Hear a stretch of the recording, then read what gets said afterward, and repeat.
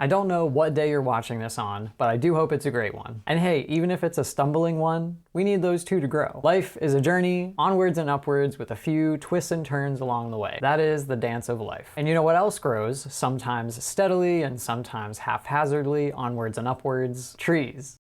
Trees are fantastic, and just like a baby learning how to walk, we never get frustrated at a tree for taking too long to grow. It just grows, doing its tree thing. What if we tried treating ourselves and others in the same way? What might that look like in the world? I had a story that is my adaptation on the ancient Taoist story, the useless tree, that I would share with students on this very thing. Once upon a time, in a galaxy far, far away, there was a tree that grew along a path where there weren't very many other trees around. This particular tree grew in a very odd and twisted way. It had rough, rugged bark and grew at really strange, awkward angles. Since this was a busy path that connected two towns, there were many, many people who often passed by this particular tree. One day, a carpenter came by the tree and was very upset to see that it grew at such strange angles. "There's no way that I can use this tree for lumber in my carpentry business.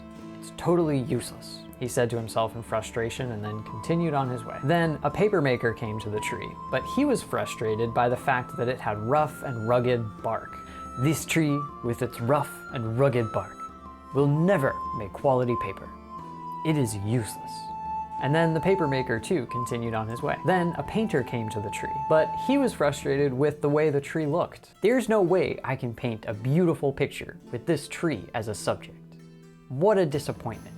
It's totally useless." And he continued along his way as well. Then one day a hiker came to the tree. He had been hiking for a long time and found that the tree's rough bark was the perfect place to rest his back as he ate his lunch and rested. Not only that, but since the tree grew at such awkward and strange angles, it actually provided the perfect shade from the afternoon sun. He enjoyed his time there, and when he was well rested, he continued on his way, happily refreshed and very grateful for the tree, just the way it was. You see, it was never the tree that was useless. It was only the people who wanted or expected it to be something that it wasn't that got frustrated. The true value of things and people is by accepting them just the way they are, recognizing that we all have value in simply being. And this doesn't just apply to how we treat others, but how we treat ourselves as well. Accepting others and ourselves as we are isn't meant to be justification for never changing, growing, or learning. We all have things that we could work on and improve in our lives,